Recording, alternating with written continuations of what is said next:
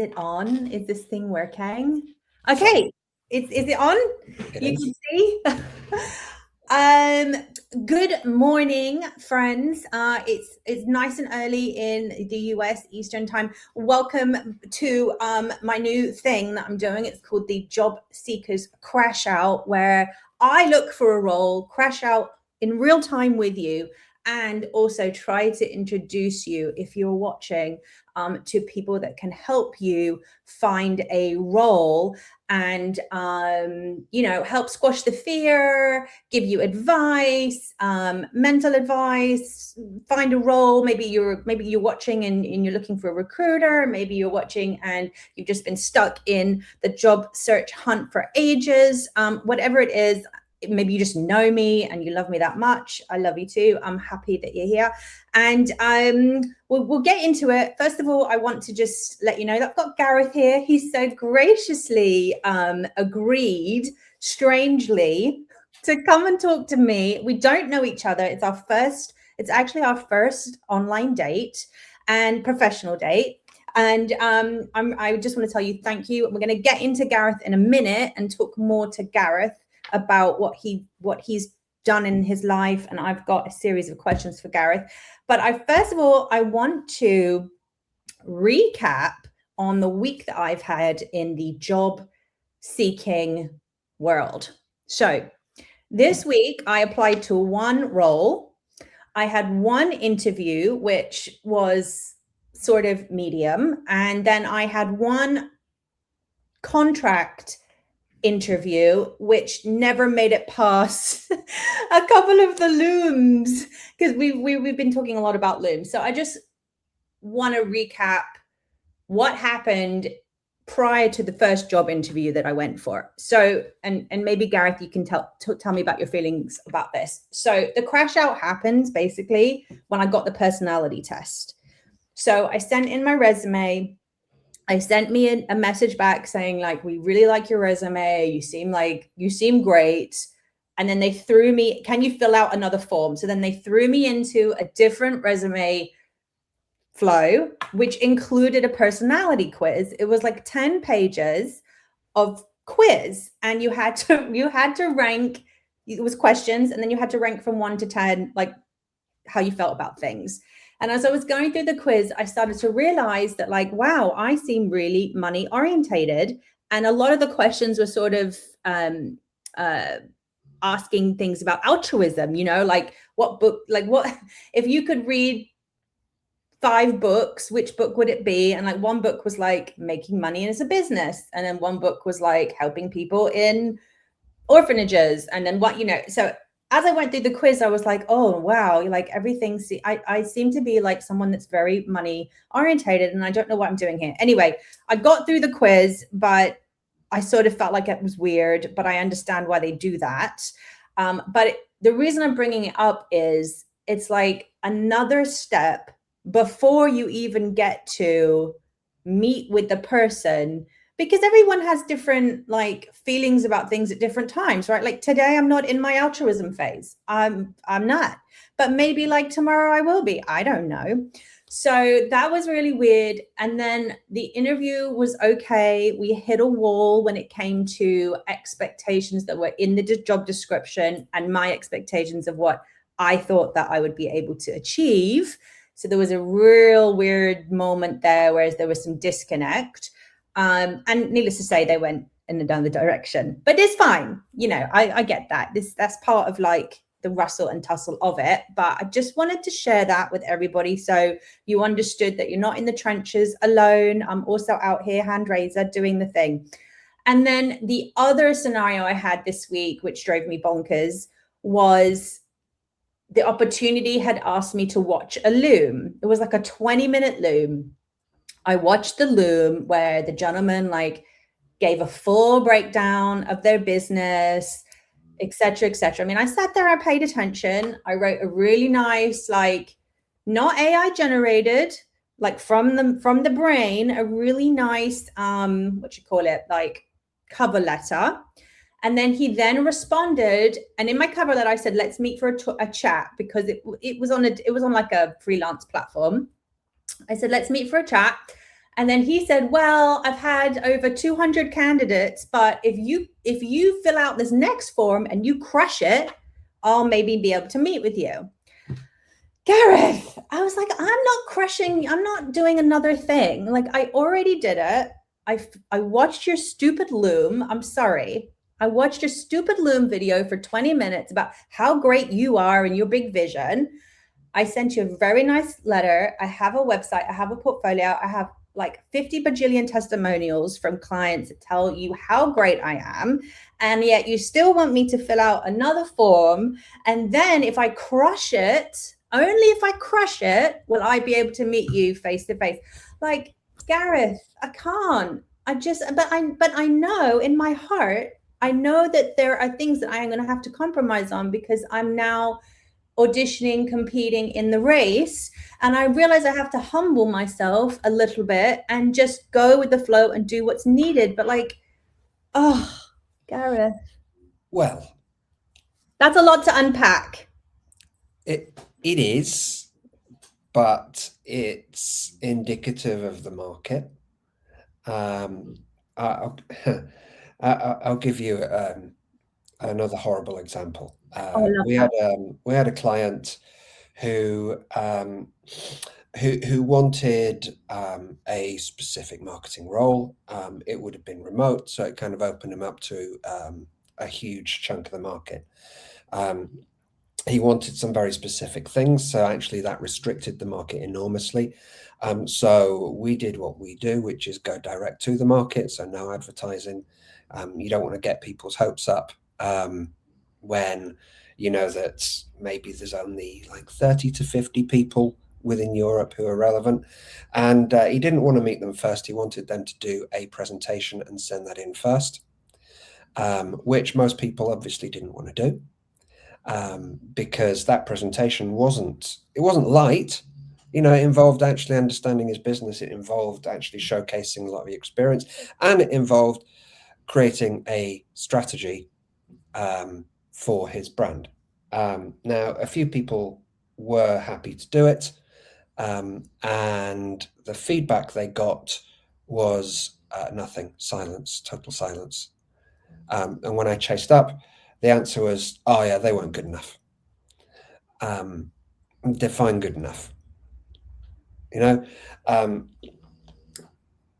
he's an extreme case, but what we're experiencing is there's a huge number of candidates still on the market. Huge. Add that to the number of candidates who are maybe in work but coming to the end of a contract, in work or coming to the end of their natural time in it, or in work and considering a move. You usually have in marketing about, say, 20 to 25% of people who are open to work. Now, that's open to work for any reason, and that's explicitly open to work, by the way. That is the proportion of the market that I can see is actually considering a new role on LinkedIn, whether it's hidden to recruiters or hidden to the public or not. I can see it. In quite a few specialisms is upwards of 30 to 35%. I once saw 50% in a certain market. So there's a lot of people on the market. For the last 2 or 3 years, that's been the case, because what happened is post-pandemic, we had this massive spike in hiring. We created a lot of marketers, especially here in the UK. We created marketers and we imported them. So universities got people through our master schemes that propped up the university system post-pandemic, and they've got 2 years work and they all came onto the market. So there's a lot of people still sat there because there aren't as many roles as there were. We've created too many marketers. Now, hiring managers look at the number of applicants they're getting. One I spoke to recently had 500 for a job role, 500 applicants. How many made it to interview? Have a guess. 50. 20. One. Now, is that because they weren't quality applicants, or they did? because I'm assuming, all right, okay, because in my mind, I'm like, okay, there's the button mashers that just button mash because they're like, let's just throw as much as I can out of there, and maybe I'm 50% qualified. And then there's the people that are like absolutely not qualified at all, at all. And then there's the people that are. So that would reduce that 500 down to what we said. So why was there only one person that made it to an interview? They wanted someone from their industry, and it was explicitly stated in their job ad. It's Okay. just that most people don't bother to read the ad before applying. Okay. They only skim it and say, well, it's so easy to apply, I'm going to do it. I'm just going Okay. to hit easy apply, click, click, gone. Now, Okay. most people failed on the 2 screening questions. So that immediately eliminates, let's say 400, I think it was. Then you're down to about 100. The majority didn't have the professional experience, or at least the number of years experience they were looking for. And almost everybody, bar that one person, didn't have any experience in the industry. Now, that's typical. It's extreme, but it's typical of what's happening with LinkedIn job ads right now. Mm-hmm. There's a number of agencies, like I've never used LinkedIn job ads. I know what it's like. Yeah. At least as an agency, I've never used it. Other agencies are following suit. There is no point in going out to an enormous market of people and saying no 499 times. Right. It deflates them. It deflates you. You get overwhelmed. They get overwhelmed. And everyone just feels like they're gambling. You just hit the button and gamble. And it shouldn't be that way. So and I just want to, why don't you, Gareth, just introduce yourself a little bit? So because I was crashing out and telling you all my crash out stories, and then we leapt into your advice, which is so spot on and so welcome.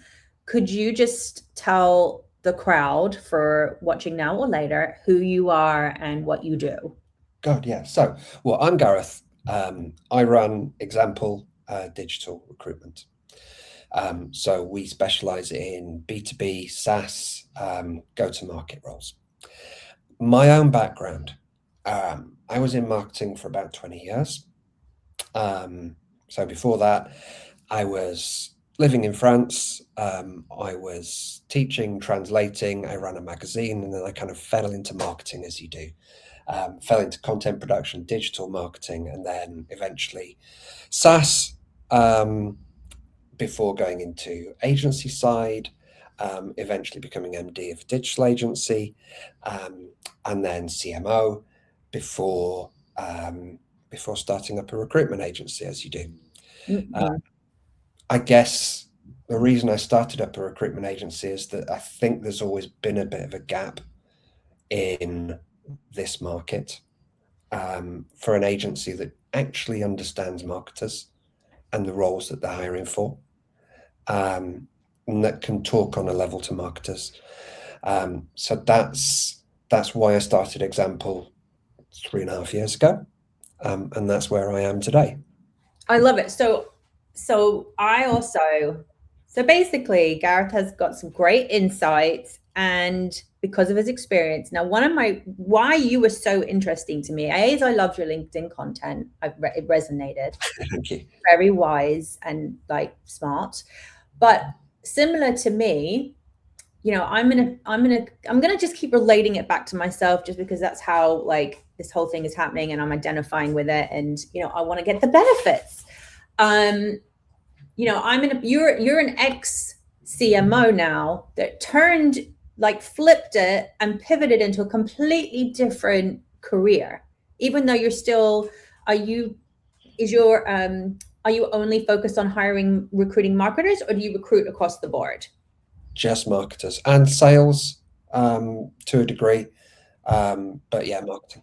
Okay, now, how did you make the pivot? How did you make the pivot is a massive question. I know it, but what brought you to that? What brought you to the moment where you said, "Okay, enough. I'm done with that. I'm ready for my new thing." And how did you Like, did you get an opportunity and say yes? Did you make a decision in your mind and you work towards it? Like, how did it all come about? So when I became CMO, I was brought in to overhaul the go-to-market engine. It quickly transpired that the founder of the business didn't really want to do that because it would take time. And instead, he wanted to spend $500,000 a month on YouTube ads. And we went through successive doom loops of me trying to explain how much money it's costing him and how a more sensible approach would work. Suffice to say, it didn't work out. There's only so much convincing you can try to do. Mm-hmm. I always say you can take a horse to water, but you can't make it see the economic sense of drinking. Mm-hmm. And that was the case. So when I left, I'd maintained good relationships with lots of people internally, and the managing director, not the founder, the managing director came and said, the team that you'd spec'd out in your marketing plan, could you go hire them for us? And I was like, yeah, sure, I don't know. Quoted a figure, and he was like, yeah, sure. I obviously quoted too little. And so I went off and I found people that I thought would be a fit. And I took that as seed money and thought, well, yes, there is a gap in the market there. Because I felt those candidates were kind of talking to me on a level. Mm-hmm. And I brought that understanding of the business and of their jobs. I was able to discern the people that I thought would have an impact really quickly. And those people, they're still there, they're thriving. And that was the seed money for starting up a recruitment agency, which I had never thought of doing. It was a pivot that happened by chance. And I think also after 20 years in marketing, that experience had just that was like the cherry on the cake. And not a very nice cake, if you So know what I you mean. were a little burned out. Oh God, yeah, totally burned out. Okay.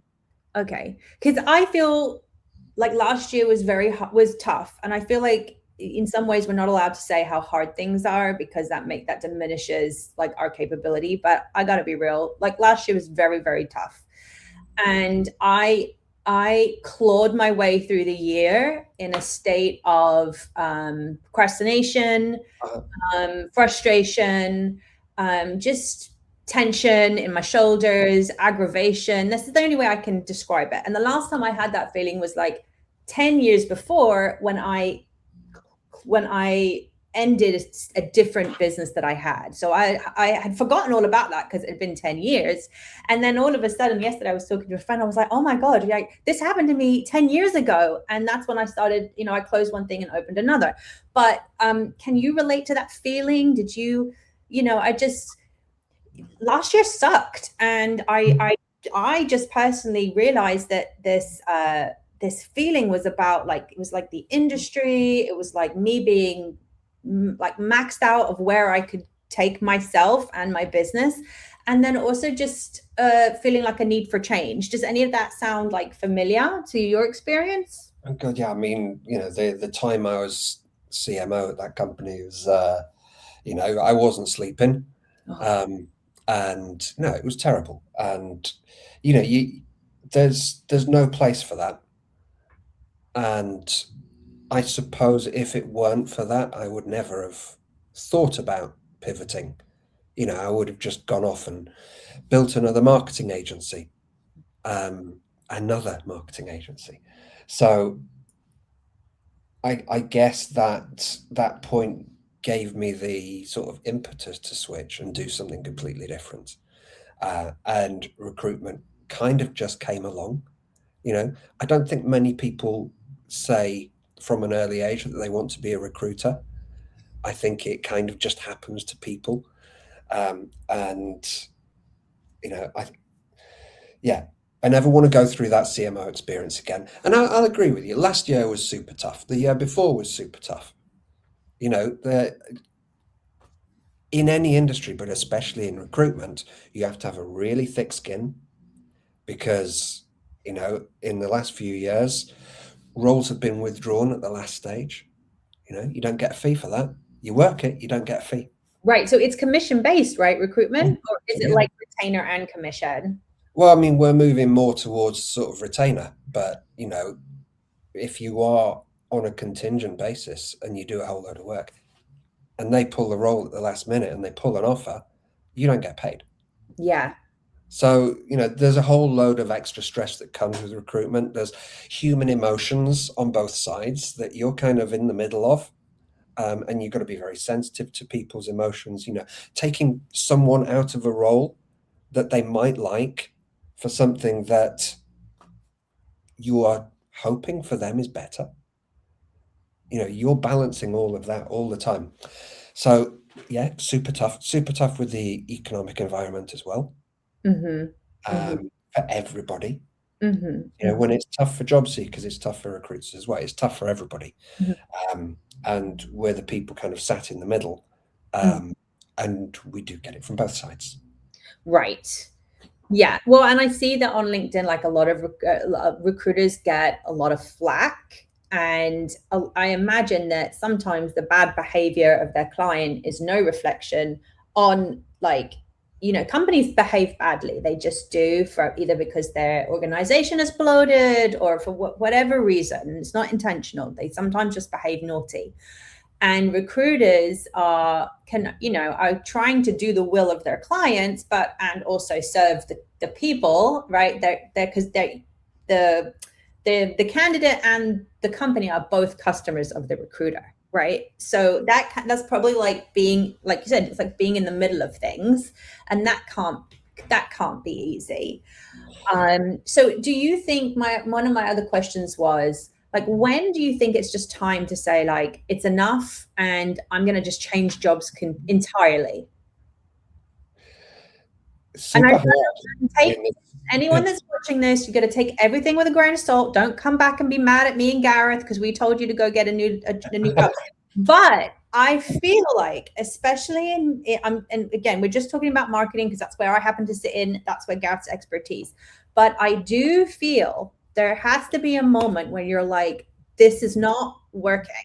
And most people, I believe, just want to work. And even though you're not allowed to say, I just want to work, because you need to tell everyone how invested you are in their business. But frankly, most people just want to work, right? And they want to get back into the workforce. They want to feel busy. They want to earn money. And it's not even really always about how much money. It's just you want to feel like you're contributing and you're back in the world, right? So when do you decide that, like, it's just not happening and you should pick a different lane or retrain, whatever that means? I mean, that's a whole nother, like, interview. God, I don't know. I guess if you are burning out, then that is the point. But I would say, you know, anyone who's got marketing skills, that those skills are so in demand. Yeah. Yes, there's a lot of people on the market right now, but that's going to change, right? Every market is cyclical, Yeah. and there always does come a point, and there will come that point, whether it's this year or next, where the talent pools tighten. And I'll give you a really good example because we've been working on quite a few product marketing roles at the moment. That is a function that is going through some serious change. The reason it's going through change, there's a few reasons, but it's been kind of upstreamed in the way that AI companies, there's so many new AI startups. Well, the first marketer they have to hire is product marketing, right? Because the most important things are market fit and getting a really solid customer experience first time out, because those investors, they're nervy right now. So product marketing has been upstreamed. So it's the most important hire within startups. It's becoming increasingly more upstream in bigger companies. So this is elevating the need for product marketers. What it's also doing is it's increasing the salary of product marketers. So we've seen an increase in the number of roles. We're seeing an increase in the salaries that they're getting. At the bottom end, those roles are decreasing. So in 2-3 years' time, where is the mid-level product marketer going to come from? It's going to come from different roles. It's going to come from those that have understood storytelling, that have been maybe in a content role or a content strategist role, that have been maybe in sales enablement. All these new pathways are starting to open up.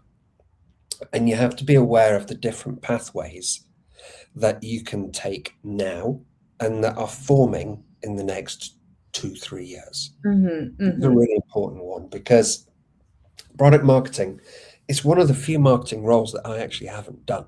And I really, really wish I had, because it plays on all of the things that I really did like as a marketer: the storytelling, the data analysis, the understanding the voice of the customer. All of these strands that we're doing can be pulled into product marketing. It's a case of understanding where your background fits and then trying to sell that in. Now, you're not going to do that on LinkedIn by hitting the easy apply button and sending your CV off.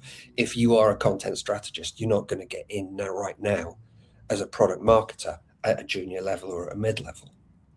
But you eventually, I think you will, because there's no juniors in there. I think whatever marketing skills you've got, you can apply them somewhere. No, but Gareth, there's a caveat, because I wrote this down and I want to run it by you, because this reminds me of when I used to be a media buyer many moons ago, and I would have to source photographers and present them to the ad agency, right? And basically pitch these photographers for shoots. And the people that I was pitching them to were just so literal, right? So like if we were shooting a fragrance bottle, if the photographer was amazing and so good, but didn't have a fragrance bottle, maybe it was like, a banana or something shaped like a fragrance bottle. And I was like, yeah, but look, he's so good. He's got all this stuff. He's really creative and he can shoot products. And if they don't see it literally in front of their eyes, they just don't get it. So my like, I understand what you're saying. I'm hearing it and I'm like, yes, like for me, really, if you understand marketing and you're really good, you can do that for most industries, because the strategy doesn't really change, right? It's like it's always the same. There's no new strategy, in my opinion, right? Like it's just what you know, how you're able to use it, and if you've got some experience in the niche that you're going into. But how can one convince, like for me, let's say I want to go do SaaS marketing now. Okay, I've got 1 year in. It's probably not really enough, but I know I could kill it if I was given an opportunity. But if the people that are looking at that are looking at my resume and I'm mid-level now, am I mid-level? I don't know. I would say 10 years in. How do I convince them to give me a shot, even though I don't have, and even who does have 10 years of AI enablement sales experience? I don't know. I'm wondering, like, how, if someone else is listening to this and they're like, yeah, okay, I want to give that a shot. Can we? Because I can't wait 2 years for the job market to open up. Like I need to like be doing it now. So what would you say? How do we navigate this? How do we navigate moving sideways and not up? You have to get into the mind of the hiring manager. Okay. So right now, the mind of the hiring manager is hiring is risky. Okay, it's a cost. It's it's not just a financial cost, but there's the cost to yourself if you get it wrong. A wrong hire can cost, well, the last estimate I saw was about £30,000 to £50,000 to a business. Wow. So muck up in this environment as well, and you're in trouble. So hiring feels risky to a lot of people. And when there's a high volume of candidates, people will say, well, I don't want to take too much risk. So, let's say we're in EdTech SaaS. I want someone who's got EdTech SaaS experience because I know there's going to be some on the market. So I'm going to go for them. What's starting to happen is there's fewer and fewer of them on the market as some of those talent pools start to tighten up. And there will be opportunities to be a little bit more creative in hiring. But again, you have to understand the hiring manager views it as a risk. Okay. It would be a risk to take someone. So if you're talking to a hiring manager, you have to de-risk yourself. Spitting facts. I like this. Okay, de-risk. Yeah. So you have to present yourself as the person that can solve their problem. So you have to understand their problem is, and again, coming back to risk, I've got several American clients that I've worked with in the past who will not hire job hoppers. Define job hopper: anyone who stayed less than 2 years at a company ever is a job hopper. Okay. That's difficult, right? But they're coming from a point of risk. Okay. So you've got to try and get round that risk thing first. You've got to unblock it. So what else do you bring that is relevant to them? If that SaaS role involves messaging, if it involves storytelling, then those are the stories that you go with first. Is marketer market thyself, right? Right. I say this a lot. We're all marketers. We can market ourselves. Right. Good marketing is not wanging out CVs on LinkedIn Easy Apply 50 times a day and hoping that you're going to get a 0.1% conversion rate.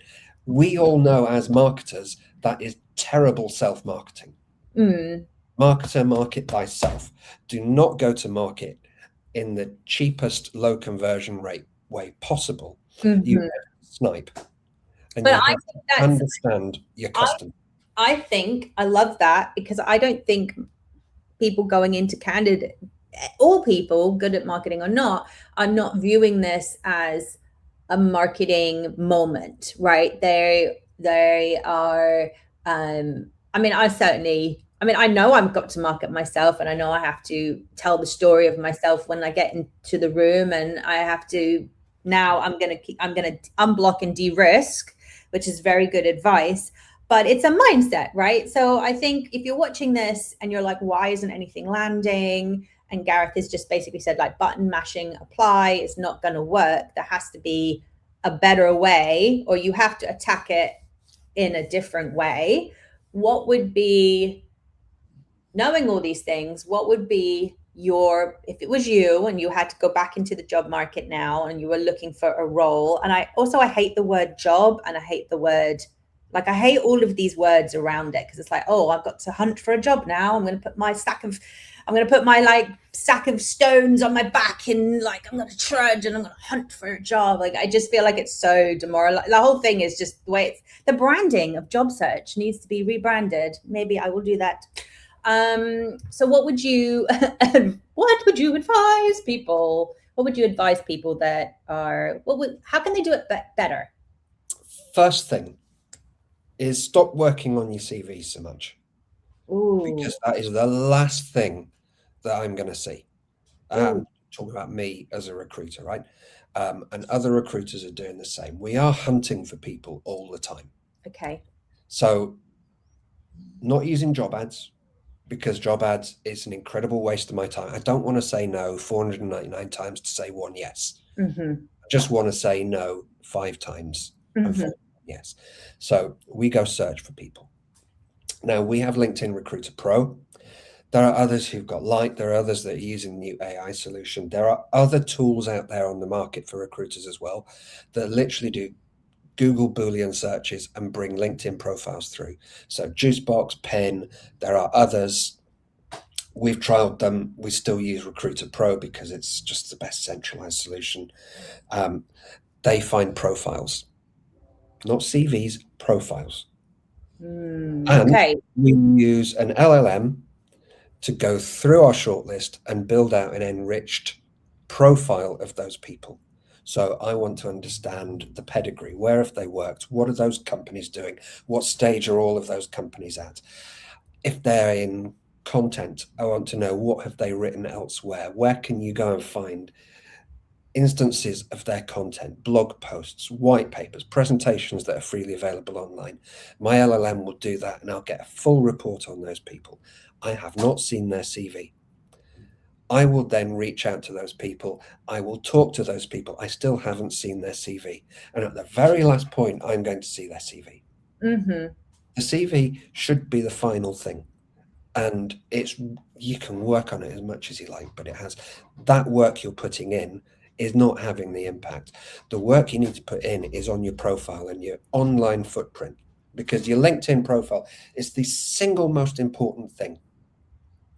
If that is properly filled out, you've got a nice about section that presents who you are, what your trajectory is, where you're going. Okay. Every role that you've got has solid evidence of achievements. And, let's say you're in demand gen or performance marketing, media buying, it's numbers. What are the numbers that you've hit? What are the revenue targets that you brought in for that business? What are the changes that have happened? What can you tell me that you've achieved? I don't want to know what you did in terms of responsibilities. You're responsible for managing the Google Ads platform. Everyone's responsible for managing a Google Ads platform. What did you achieve through it? What spend levels? Tell me more. Enrich the whole thing. Because first of all, when I see it as a human being, I'm going to be looking through it saying, oh, great, this person has been at this company in this industry and look at all the things they've achieved. There's a story that I can go tell a hiring manager. So already I'm building stories and a single CV. Mm-hmm. And so if you do that, if you really pad it out and you include all the right keywords, marketer, market thyself, right? There's an SEO job here. Okay, so wait, pause. You are saying that there is some level of search engine optimization that goes into what you like, not keyword stuffing, but there is some correlation between like the words you're using on your LinkedIn profile and what the recruiter is getting from their search terms or their software. 100%. Okay. So that's significant. That's a pro tip. I feel like we've had a lot of bangers in this session already, but because there's a lot of mystery around what is, I don't even know what the ATS is. It's like the ATS. Where the ATS? It's bullshit. There's no such thing as the mysterious ATS. It's all bullshit. Don't listen to anyone who tells you that ATS is filtering out your CV. It's all lies. Those people are just selling shit that you don't need. What you need is to focus on marketing yourself, and that is your LinkedIn profile and your online footprint. Because believe me, let's say I'm doing a role for a fintech in crypto. I'm going to be looking at your actually, I'm not going to look at your ex. I'm going to get my LLM to look at your ex profile because I cancelled my ex account years ago. So, but I will find your footprint. I will find what you're posting on there because it's public, and that forms part of my story that I put forward. Now, I'm talking to you as this kind of intermediary, as the recruiter here that's doing the service, but I know TA teams are especially adept at searching. They will find you too. I have met hiring managers. What's a TAT? What's a TAT? Talent acquisition. Okay. So they'll be doing exactly the same, right? They will be searching for profiles. I've met hiring managers themselves who've gone out and just done the Boolean searches to try and find people. I met one last month. She literally didn't have the time to keep doing it, but she'd found 3 of the very best candidates on the market doing that. I was like, if I could afford you, I'd train you into a recruiter, but she wouldn't want to, and I couldn't afford her.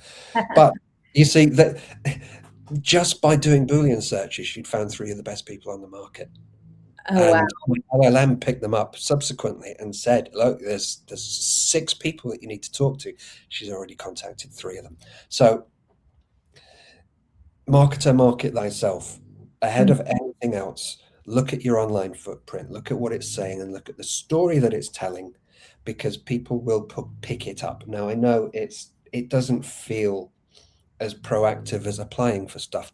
There's no reason for you to stop applying, but you've got to be laser targeted right now with what you're applying for and have that online footprint, because the minute you contact, let's say, a talent acquisition person in a company that you really want to work for, they will go and look at your LinkedIn profile. And how much, let's say, because I read a job description this week and it was like a whole, I keep saying the word litany because it's sort of making me again, I'm getting the tension in my shoulders when I see everything they want you to do, and it's like a litany of things, and then in the bottom there's like a little asterisk. It's like, we know that this is a wish list. All right, so you're looking at a role, you see the wish list.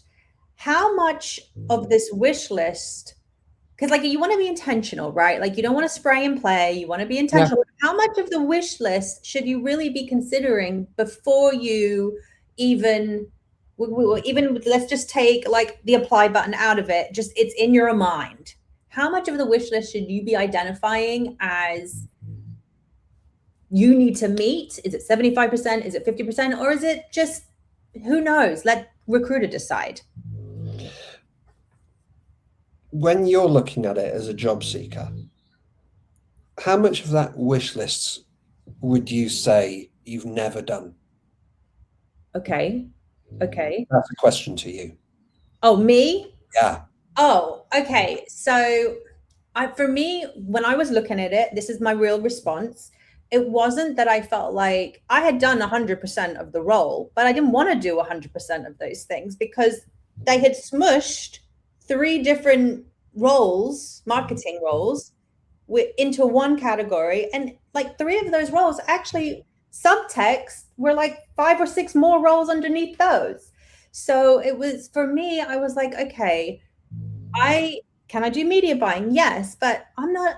Can I analyze data? Yeah, but data analyst is like a whole job. Or social media marketing. Social media marketing is also 3 different or 4 or 5, 6 different subcategories. So for me, it was less about, in this particular thing that I looked at, it was less about what could I do, what my capabilities were, but more about how irritated I was that they had not even, maybe don't even understand, they don't understand marketing, because if they did, they would realize that that's like a 300-hour a week role, and actually you actually need experts in those things. Now, and the problem is, it's like they want experts. It's not like generalist with expertise in ABC.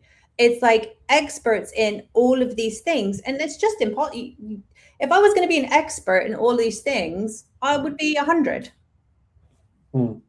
I'll defend them and I'll destroy them. Okay. Give me both sides.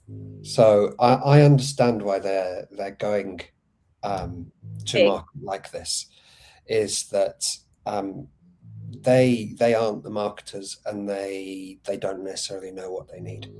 And likely when any good marketer goes into that role, having displayed a number of those skills, or at least explain that they can do a lot of those things, it's likely you only need to do 2 or 3 of those things, and the rest are kind of ancillary. So they're looking at it saying, well, I don't have £250,000 to build out a marketing department. I'm going to try and get myself a bit of an all-rounder who can come in and handle a few things and eventually tell me what to do. So really what they want, very often what they want, is a growth marketer, because a growth marketer will look across the whole of marketing, or a demand gen person look at the whole of marketing and say, right, these are the 3 things that we really need to focus on. This is what we're going to do. And that job description, frankly, can be forgotten. So I do think the market has seen smaller marketing teams where, yes, okay, people are given more roles or tasks to do, but the reality is they don't know marketing, and they've found this list very often, and they've just put everything in there in the hope that they'll get someone who fulfills maybe 3/4 of it. Also, a little bit of reality for the candidate market is that actually, if you're good at marketing, you should be agnostic to the tactic that's being used. Anyone can go off and learn an ads platform, right? Whether you're super skilled at it or not, that's another level. Anyone can go off and learn social media marketing, super skilled at it. Yes, that's another level. What they're looking for, excuse me, is that anyone who can fit in the middle and who can turn their hands to it. And honestly, if you're in marketing, you really should be able to do that, because the age, I think, of super specialists Mm-hmm. is probably over. I Mm-hmm. don't think it's coming back. And that's why, Gareth, I am pivoting, because I don't want to do 100 people's jobs, and I don't want to see, this is the crash out. I don't want to be 100 experts rolled into one. I'm sorry. Hiring managers, if you're viewing this, don't call me if you need me to wear 100 hats. I don't want to, and I'm not gonna. And I don't want to, while I love AI and I'm excited for it, I do not want to publish 200 AI generated blog posts to save you money on a writer. I'm sorry. It's like there is a feeling that I also get, and it's not just that I'm a dinosaur, and it's not that I'm just clinging to the past, but there is a severe lack of quality, because now people that are not in marketing and they just are seeing pound or dollar signs reduction, and I get it. It's like they want to save money, but I feel this is why I'm leaving this industry, because I'm very frustrated, because all of the software also has ridiculous AI components that every software company has stuffed in when they didn't need it at all, because shareholders or whatever. And it's actually making the industry worse. It's not adding value, right? Like there are some things that are adding value, but there are some things that just, oh God, I need to do yoga. There are some things that are just not. So while I understand all of the things that you're saying, we still need people that have really good experience in certain categories. And I think that big list that frustrated me so much, I'm definitely going to keep what you said in mind. But it's also that the people that are creating these wish lists, and I feel like this is where you come, where your experience and where these companies should just go and hire you, is that they really need to understand the nuances of what they're asking for, to also make sure they're really getting what they want, right? Like it's like sales is not marketing. Yes, there's an enablement component, but it's not one and the same. And like, yeah, anyone can learn how to do media buying, and that in itself is also changing with, it's now more about how much creative you have and less about which buttons you're pressing. And the LLM is going to do all the heavy lifting for audience targeting, which was the thing we used to charge for. Well, So, yeah, and just in between, I'm going to apologize for my dog snoring if that's that's what that noise was. I was like, wait, is there someone drilling outside of his window? It's your dog? it's a French bulldog, and he snores only during meetings. So So cute. I do think that yes, there's a certain reframing required when it comes to writing these ads, and I mean, obviously we don't use ads, but we do help kind of build a job description. But really, at some point there needs to be an intervention. Now that could be from you, the candidate, right? The intervention doesn't have to come from me. I don't necessarily have the relationship with them. But there does need to be an intervention to say, well, actually, no, what is it you actually need? Let's have a look at your market, right? Let's have a look at your product. Is there a product market fit, for example? Is that the issue here? That the market doesn't want or need your product? Is there a problem with your targeting? Are you going after the wrong market? And that is the kind of discussion that leads to them saying, oh, actually, well, maybe I don't need the media buying here. Or, maybe really I should get someone in who can kind of focus on this area a bit more strategically for me. And then around them, they can build an ecosystem of, let's say, VAs. Yeah. And that's a really good way of working for those who, they want the single marketer who can maybe do everything. Understand everything is the key. Mm-hmm. And I think this is probably where you're sitting, is you go into any business and you'll be able to quickly audit them and analyze them and Mm-hmm. say, you need to be focusing over here. You've Yeah. got all this energy focused on, I want the bells and the whistles. You don't need the bells and the whistles. The bells and the whistles, we can do that later. You need to focus here because this will get you to that point. Yeah. You're already thinking over there that I need social media because your competitors are all over social media or email or whatever. But someone needs to provide that guidance. And that's why you don't see those roles when there is a senior marketing leader in the business. You don't see that kind of laundry list of all of the marketing team that you could possibly imagine when you've got a senior leader there. So there's already that person. What you So probably got. that's a red flag. So that could be also a red flag. Is Maybe. it a red flag? I mean, it could be a flag that you make green, right? Right. It's an opportunity to go in and turn the conversation around and say, well, I know I've seen your job ad, and this is a different way of approaching an application, is I've seen the ad. I think maybe you'd benefit from a conversation about what you actually need, because getting all of that out of one person isn't going to happen. Yeah. And actually, you going to market advertising for that role doesn't reflect that well. So actually, if we could sit down for, let's say, a day, and here's my market rate, by the way, make some money out of the job application process. Why not? But if you could sit down, even for an hour, and just talk to them and say, well, tell me more about the product, tell me more about the market. Mhm. What are the challenges that you're facing, and where do you think marketing can actually solve those challenges? Different conversation, still kind of an application. Do you But think some of these businesses are delusional? Like sometimes I read these things and I'm like, these people are delusional. They're delusional. And I'm like, delusional's a bit harsh. I think they just haven't been guided, and Gareth, that's what they need. they call it Delulu here in America. I'm sure they do. I just think some businesses need a bit of hand holding. Yeah. They haven't understood the marketing function, just as, for example, I wouldn't go in and understand an operations function. They've been told they want marketing, or they think they want marketing, and they think they want all of these things, but the reality, as we well know, is not there. So that's where I think a lot of marketers can provide value to the job market as it is if you see a laundry list, that's your opportunity to go in and consult and redefine the job role for them. And my God, they'll be grateful. You don't think they'll be offended? Not at all. If they're offended, then that's the red flag, right? If they take it in the right spirit, and I think most people will, then green flag. Okay. I like that.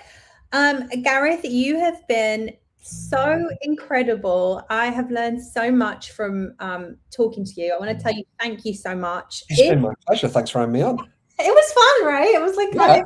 it was fun. We covered a lot of ground. I learned a lot, and I'm gonna write a post and reshare your bullet points and make that available to anybody. Awesome.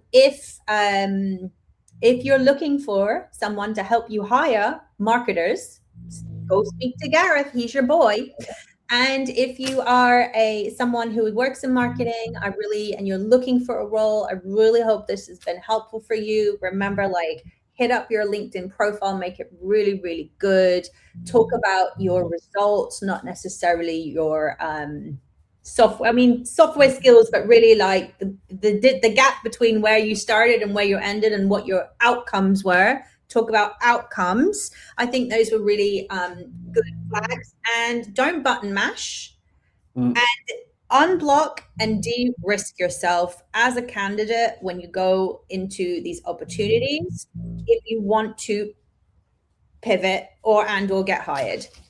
I think that sums it up. There we go. And I am Brilliant. looking for a new role. So if you've made it to the end, 55 minutes in, I am an opportunity seeker. I am rebranding that because I don't like it. But as time goes on, I'm going to keep doing these lives and bringing experts. And if you are looking for somebody like me, then talk to me. We don't have to watch a Loom, and we don't have to go on a big date. We can have a chat, a cup of coffee, and Human connection.